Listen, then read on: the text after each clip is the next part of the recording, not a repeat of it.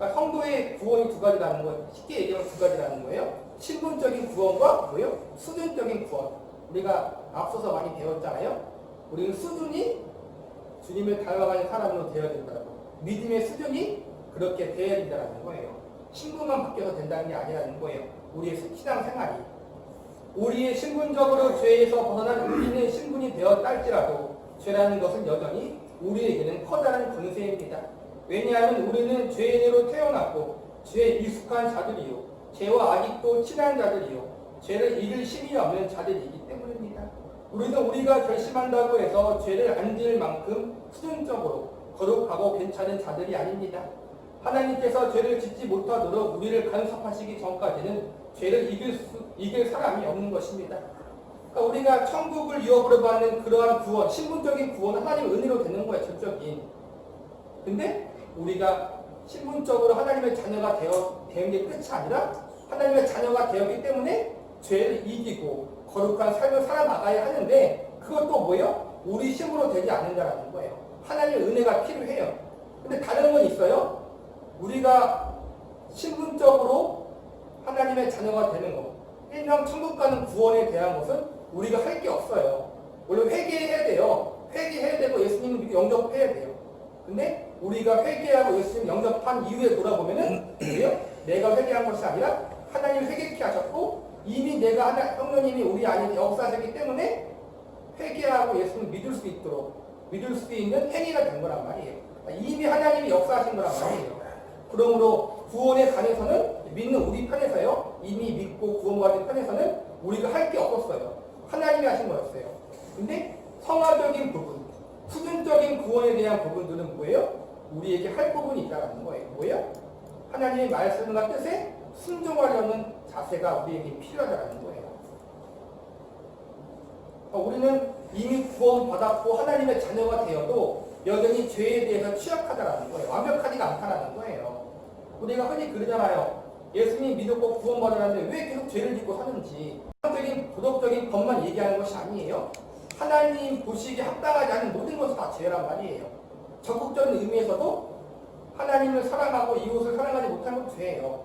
하나님이 기뻐하는 것을 행하지 못하는 것도 죄란 말이에요. 중립이 없어요. 다 걸려야 안 걸리는 게 없어요, 여러분. 처음에는 초신자였을 때에는 우리가 손이 들어오면은 눈에 띄잖아요. 그래서 비누로 닦으면 깨끗해지잖아요. 처음에는 수준은 그거예요. 아, 내가 손이 들어왔구나. 그걸 발견하는 것처럼 우리의 믿음의 수준이 내가 이만큼 죄인이구나 하는 걸 알아요. 눈에 보이니까. 근데 더 깨끗해지고 더 성숙해지면 뭐예요? 우리가 비누로 닦았다고 해서 모든 게 닦인 게 아니잖아요. 천미교를 들여다보면은 분명히 더 들어온 것이 있단 말이에요. 마찬가지로 처음에는 초신자였을 때는 성숙하지 못할 때는 눈에 보이는 것만 죄라고 생각해요. 그런데 더 성숙해 보면은 뭐예요? 더 깊이 말씀으로 들여다보면은 하나님 보시기 합당하지 않은 것까지, 그러니까 생각조차 나의 모든 말과 행동조차 하나님 보시기 합당하지 않는 것이 너무나 많이 보인다는 거예요. 그렇기 때문에 아무도 죄에서 자유로울 수가 없어요. 구원받아도. 그렇다고 우리가 신분적으로 잃어버리는 건 아니에요. 그렇지만 이미 구원받고 천국을 유업으로 받았지만은 불구하고 죄의 유혹에 연약하고 넘어질 수 있는 것이 우리라는 거예요. 그래서 뭐예요? 구원하신 하나님의 은혜가 지속적으로 우리를 붙들어 주셔야 된다는 거예요. 그러므로 우리가 아무리 신분적으로 의인이 되었다 할지라도 수준적으로 거룩하고 성결케 되는 데 있어서 하나님의 도우심과 간섭이 절대적으로 필요합니다. 나는 구원받았는데 왜 아직도 이 모양인가? 쉽게 얘기하자면 구원받았지만 아직 수준적으로 덜 성숙했다는 거예요. 하나님의 자녀인 자녀로 태어났는데 이제 막 어린아이라는 거예요.